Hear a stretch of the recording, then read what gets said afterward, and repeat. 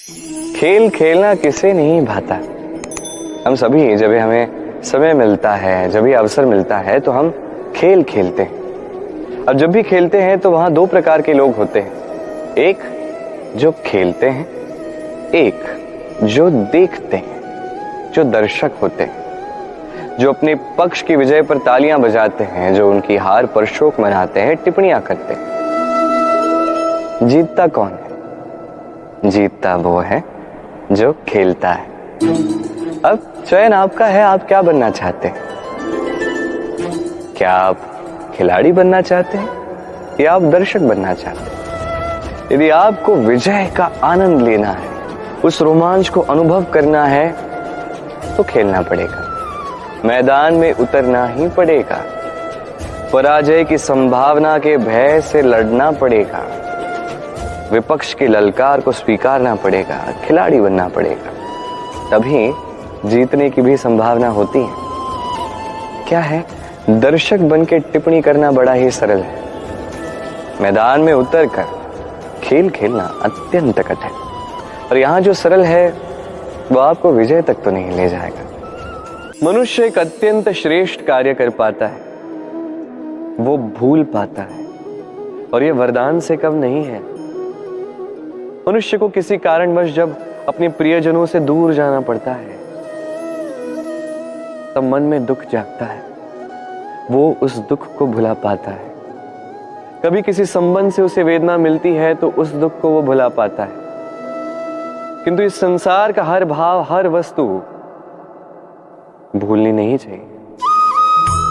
विशेष रूप से हमारे प्रियजन, हमारे परिवार के सदस्य जब इस संसार से चले जाते हैं तो जो सत्कर्म उन्होंने किए, जो प्रेरणा उन्होंने हमें प्रदान की, कभी भूलनी नहीं चाहिए। जब आप किसी उच्च स्थान पर पहुंच जाते हो, सफलता प्राप्त कर लेते हो, तो उन मित्रों को कभी भूलना नहीं चाहिए जो आपके साथ आरंभ से थे, जिन्होंने सदैव आपकी सहायता की।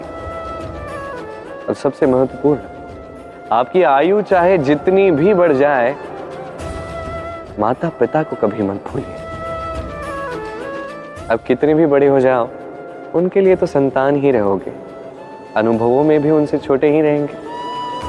इसलिए सदैव अपने माता पिता को अपने साथ रखिए, कभी उन्हें मत भूलिए। उन सभी लोगों को मत भूलिए जो दुख में आपके साथ थे, तभी तो जीवन में सुख आएगा।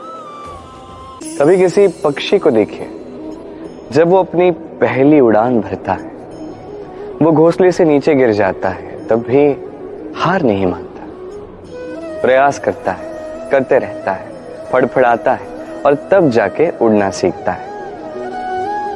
गोल शालिग्राम को देखिए, पर्वत से गिरता है, ठोकर खाता है, जल के प्रवाह से घिसता है, तब जाके शालिग्राम बनता है। सोचिए, यदि कोई पक्षी अपनी पहली उड़ान भरने से पहले ये सोचे कि नहीं, यदि मैं गिर गया तो, मुझे चोट लग गई तो, यदि भय के कारण वो प्रारंभ ही ना करे, प्रयास ही ना करे, तो कभी उड़ना सीख पाएगा? कदापि नहीं। यही हमें सीखना है, प्रारंभ करना, यह अति आवश्यक है। भय लगता है जब हम प्रारंभ करते हैं, किंतु ये नहीं करोगे तो कभी जीवन में आगे नहीं बढ़ोगे। हो सकता है प्रारंभ करने के पश्चात आप गिर जाओ, बार बार नीचे गिरो, किंतु निरंतर प्रयास करोगे तो एक न एक दिवस यशस्वी अवश्य बनोगे। ये प्रारंभ करना सबसे अधिक कठिन है। कभी कभी हम व्यतीत हो जाते हैं, हम अपने परिवार के लिए इतना कुछ करते हैं और वो हमसे ही भयभीत रहते हैं, हमसे ही चिढ़ने लगते हैं। कभी हमारे संतान को विकास के मार्ग पर आगे ले जाने के लिए हम उस पर थोड़ा दबाव बनाते हैं ताकि वो परिश्रम करे, और वो संतान हमसे ही चिढ़ने लगती है। कभी संतान को संस्कार देने के लिए हम उसे कुछ सीमाओं में बांध देते हैं, तो उसी संतान के नेत्रों में अपने लिए चुभन दिखने लगती है। मनुष्य क्यों ना व्यतीत हो। देखिए, जब सुई से आप वस्त्र जोड़ते हैं तो वो सुई भी उन वस्त्रों को छुपती है, किंतु उससे सुई का या आपका मंतव्य बदलना नहीं चाहिए। क्योंकि आप तो अपना कर्म कर रहे हैं, वो भी पूर्ण मन के साथ, और अंत में आपका मंतव्य भी शुभ ही है। तो किसी के चिढ़ने के कारण, किसी के नेत्रों में अपने लिए चुभन देखने के कारण स्वयं को मत रोकिए। बिना कष्ट के कभी विकास नहीं होता। कर्म करते जाइए, सब शुभ होगा। संसार का सबसे बड़ा योद्धा कौन है? कोई कहेगा अर्जुन, कोई कहेगा भीम, कोई कहेगा हनुमान आदि इत्यादि। किंतु संसार का सबसे बड़ा योद्धा आपके मन के भीतर है,